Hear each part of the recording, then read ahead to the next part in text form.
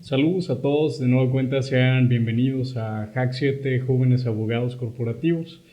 Es un gusto el día de hoy estar de nueva cuenta con ustedes y platicar, pues por supuesto, con expertos. Hoy no es la excepción y tenemos con nosotros a la maestra Janine Oliveros, mujer destacada, corredora pública, quien nos hablará al respecto de la temática del daño moral y de los presupuestos para su valoración. Maestra, qué gusto tenerla con nosotros. Le damos la más cordial bienvenida. No, gracias a ustedes por esta oportunidad. Ya sabes, estoy aquí para poder platicar sobre este tema. Gracias. Gracias, maestra. Maestra, respecto a su libro que recientemente la verdad que ha estado sonando bastante, es un muy buen libro.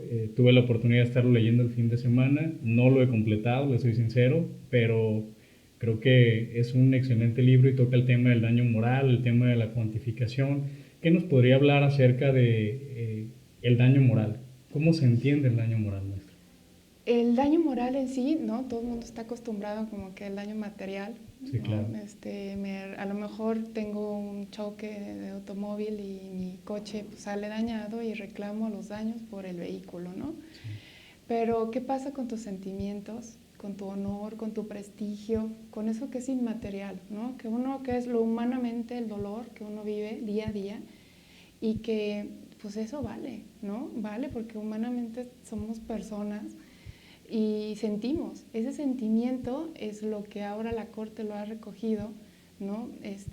No tanto como esa valoración al ser humano y cuantificable tal como ser humano, no, sino como ese dolor que nace de un hecho ilícito o un acto ilícito que trae como consecuencia un desprestigio a tu honor, o bien un dolor tan fuerte en tu persona, en tus afectos, en tu consideración de sí mismo que tú tienes frente a los demás.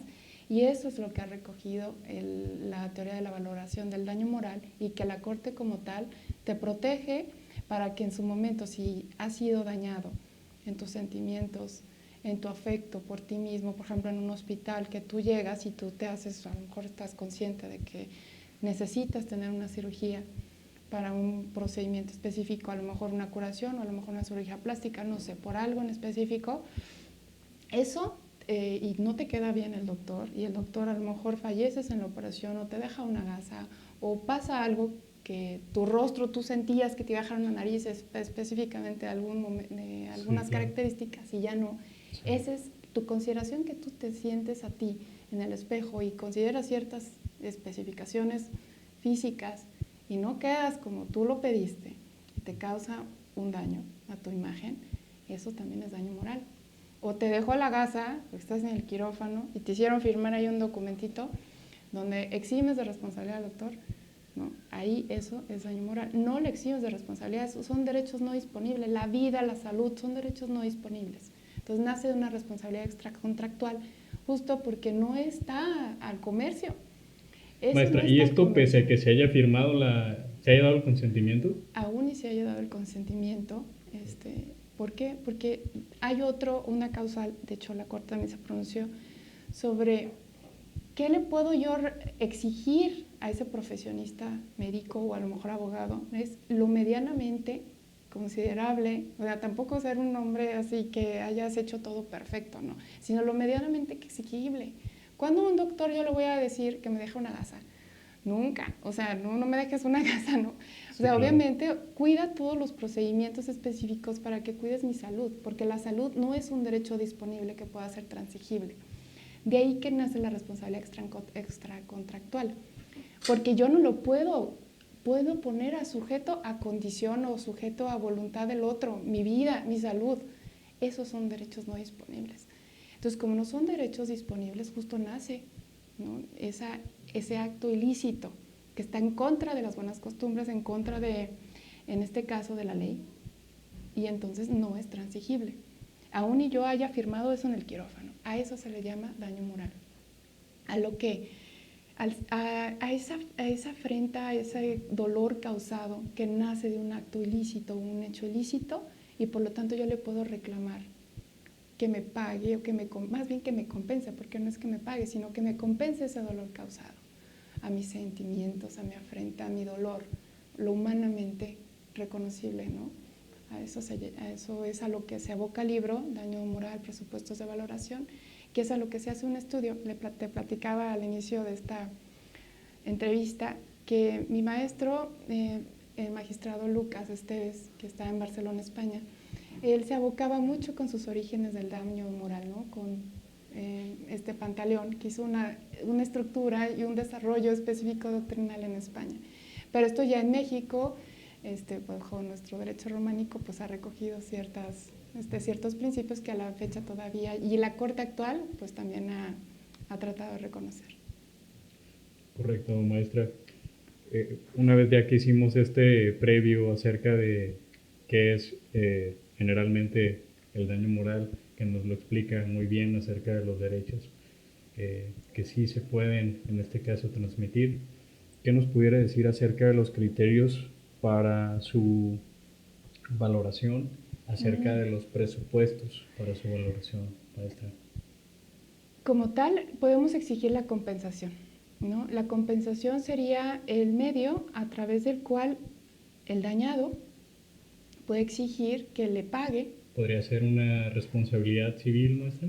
De hecho, nace por una responsabilidad civil extracontractual. Y el proceso mediante el cual puede lograrse una cuantificación específicamente hablando es a través de una sentencia. De hecho, el juez está obligado a emitirme el monto de la compensación. Lo que es muy importante en principio es distinguir que estamos hablando de cuestiones subjetivas y objetivas para la cuantificación. Es subjetivo totalmente el hecho de cómo nace y si esa gravedad es alta, baja o media, ¿no? Porque a lo mejor la gravedad es alta porque yo tenía la obligación como médico de cuidar que las células que te estoy introduciendo, porque a lo mejor te estoy prometiendo que te voy a introducir unas células madre y esas células madres no estén contaminadas. Yo tengo la obligación de verificar que esas células madre que no estén contaminadas. Entonces, cuando voy a tener que valorar, ya como juez o magistrado, o en este caso como juez, voy a tener que valorar específicamente si fue alta, media o baja la responsabilidad del médico. Claro. Entonces yo ya estoy valorando cualitativamente una variable subjetiva. Sí. Entonces también hay variables objetivas. ¿Qué le pasa a esa persona derivado de esa problemática que él o ella sufrió? Claro. Y entonces, ¿perdió su trabajo? Sí. ¿A quién dañó? ¿A su familia? Porque a lo mejor dejó de percibir dinero, su salario, o a lo mejor era un hombre empresario o una mujer empresaria, y ya no pudo vigilar la empresa, o ya no pudo atender a sus clientes él, y obviamente sus rendimientos económicos bajaron. Sí. Entonces, te fijas, tenemos una variable objetiva que es cuánto dinero tenía y recibía en ese momento. Así es. La persona dañada. Que serían datos cuantitativos. Cuantitativos. Entonces, son elementos que, si bien es cierto, no están en ley, no está en el artículo 1916 del Código Civil Federal, están en una sentencia que sacó en la primera sala y que también se toma en el libro. ¿Cuáles son esos parámetros que tiene que tomar en cuenta el juzgador? Entonces, en el asunto de la 50 diagonal 2015, especificó claramente, porque este es un caso que también se toca en el libro, qué pasó el gobierno de la Ciudad de México tiene la obligación de garantizar a las mujeres una vida libre de violencia. Entonces les pone refugios. Ojalá, haya más refugios, hablando del tema. Sí. Entonces, en un refugio, justo una mujer, una señora, pierde a su niña. ¿Por qué? Porque la contaminaron de varicela en el propio refugio en el segundo día, pero no fue tratada debidamente y pues se le complicó la situación. La señora reclama, 11 años después de su juicio llega a la corte en el 2015 y ahí le cuantifican el daño moral y dice, sí, es responsable el gobierno de la Ciudad de México, ¿no?, de pagarle a la ciudadana 25 millones de pesos. Y una de las críticas que yo hago es justo que los 25 millones de pesos no estaban en esa sentencia en un origen. Tuvo que pasar 11 años y en el Inter hubo desde 15,000 pesos de cuantificación hasta 15 millones y así fue aumentando y dependía la instancia y emitían un fallo. Entonces ya la Corte en este momento, en esta sentencia, ya fijó los parámetros que tiene que tomar en cuenta el juzgador porque en la ley no vienen. Entonces, algo súper importante que ahora, en responsabilidad también patrimonial del Estado, porque estamos hablando que no solamente es patrimonial de particulares, sino también del Estado, claro, sin confundirlo con los daños punitivos, porque es otra cosa. Bueno, ¿qué nos dice justo en esta? Pues obviamente la naturaleza y extensión de los daños causados, la posibilidad de rehabilitación de la persona afectada. ¿Qué pasaría? Porque si esta persona fue dañada y a la vez puede rehabilitarse, este es un daño físico. Si te fijas en otro, en el caso del refugio, sí, claro, murió el niño, murió una niña. Perdón. Daño moral. Una niña murió y entonces quien podía exigir era la madre. Claro. Y a la vez los hermanos. ¿Te fijas? Sí. Hay víctimas directas e indirectas. Es un tema maravilloso. Sí, claro. Que la corte se ha pronunciado y dicen, bueno, ¿qué tipo de daño le causaste? No, pues murió. No, se dañó físicamente. A lo mejor fue un trauma cráneoencefálico que a lo mejor, desgraciadamente, el muchacho o la muchacha pues tiene que tomar tratamientos de por vida, psicológicos, fisiológicos, y tomar medicina. A eso se refiere esa posibilidad de rehabilitación, porque puede ser que sea rehabilitada la persona. Uh-huh. La pérdida de oportunidades, que es el caso de que, ¿qué pasó? Dejé de tener la clientela. Se me perdió porque yo no los puedo atender. Y entonces eso se cuantifica a través de la actualización de un valor futuro. Es un daño, ya son principios de valoración económica que también se tratan en el libro. Ahora sí, daños materiales, incluidos los ingresos y los lucros cesantes que me causaste. Si te fijas, es como una evaluación objetiva, no sí, subjetiva. Claro. Perjuicios inmateriales, ahora sí, ¿qué perjuicio, qué sentí yo? Que ahora sí, yo no me siento igual después de la operación. Tengo dolores, me siento muy mal, no puedo hacer mi vida igual. Viene hacia eso que yo pierdo, que yo tenía, que en un momento yo tenía y ahora ya no tengo, ¿no? Gastos de asistencia jurídica de expertos, entramos nosotros los abogados, los médicos, ¿no? Y lo que es el nivel o grado de responsabilidad de las partes, como empezaba el tema, o sea, si es leve, mayor, media, y la situación económica. Acerca de la situación económica, la abogada Claudia de Buen, que es el caso, que es como se generó esta teoría de daño moral en la primera sala, Claudia de Buen, en principio ella impugna y dice, es que aunque gane poquito dinero, aunque sea una persona que me dedico a hacer el aseo en mi casa, es el mismo sufrimiento que tengo yo aunque yo gane miles de millones de dólares. Sí, claro. O sea, entonces la situación económica en principio sería inconstitucional. Y lo alega, lo hace muy bien en la sentencia del Mayan Palace en este caso. Sí. Y las demás características particulares. Entonces, la verdad es que ojalá, gracias por comprar el libro, y si no, pues es un tema maravilloso, que ojalá como abogados exploremos más lo que es el daño moral y podamos dar más elementos a los juzgadores para que nos hagan una sentencia acorde, ¿no? En la cuantificación a lo que estamos buscando y no sea como tan desajustado como en el caso de la señora que tuvo que luchar 11 años para que le reconocieran un derecho por daño moral, ¿no? Entonces, lo bueno es que la primera sala ya se está pronunciando, la segunda sala también, en daños patrimoniales, y ha sido muy enfática también la segunda sala, que el Estado no se le puede exigir lo que son daños punitivos. Entonces, sí, tampoco confundir y presumir y decir que pues vamos con todo. No, daños punitivos es que, si bien es cierto, puede nacer del daño moral, pero tiene específicamente hablando, tiene que ver con evitar una conducta que se siga perpetuando. Entonces, castigo, por eso hay daños punitivos, castigo al que está ofendiendo por esa conducta a la sociedad, y castigo para que no se siga dando. Los daños punitivos, como dice el ministro Pérez Dayán, dice que pues, son enriquecimientos ilícitos porque no están en ley. Entonces, sí, como que no tratar tampoco de confundir la figura de daño moral con daños punitivos, porque son muy distintos en sí mismos. Pero puede darse, puede darse. Claro que sí, maestra. Bueno, en este discernimiento que comentaba que hay datos y aspectos cualitativos, que hay aspectos cuantitativos, ¿existe alguna metodología mediante la cual se guíen para el tema de los datos cualitativos? Que me queda claro, tiene mayor complicación y tiene mayores elementos que hay que analizar minuciosamente. Que exista alguna metodología hablando, no. Entonces tenemos que ser muy objetivos nosotros como abogados de determinar primeramente cuál es el hecho de la ilicitud, cuál es la fuente de la ilicitud, para ahora sí hacer el nexo causal entre el hecho ilícito, acto ilícito, que es esa fuente, y la consecuencia que es el desprestigio o a lo mejor el sentimiento, el descrédito. Cuando tenemos eso, ya tenemos elementos cualitativos. ¿Qué me causó? ¿Qué sentimiento fue? ¿Qué perjuicio fue el que me causó? A lo mejor ya no gano igual en mi empresa, ¿no? Pero me causó un sentimiento que no me permite ya no salir a la calle.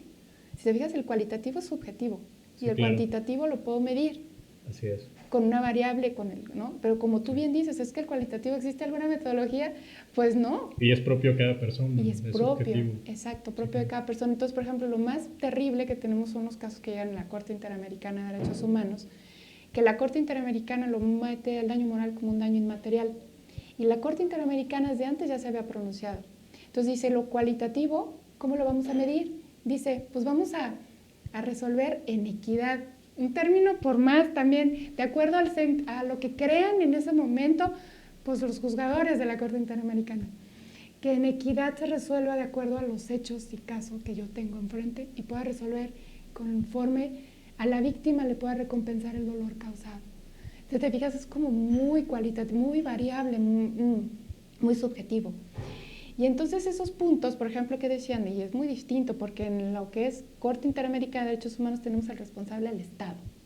Entonces el Estado, pues, ¿qué hagas? Medidas de no repetición.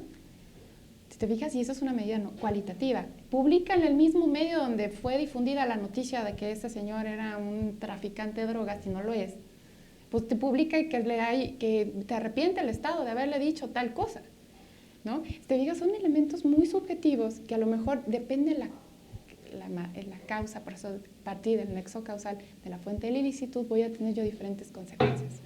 Entonces sí, el tema del daño moral, daño inmaterial ante la Corte como lo ha abordado es muy distinto, pero también es la base como ha resuelto ahora nuestro tribunal también.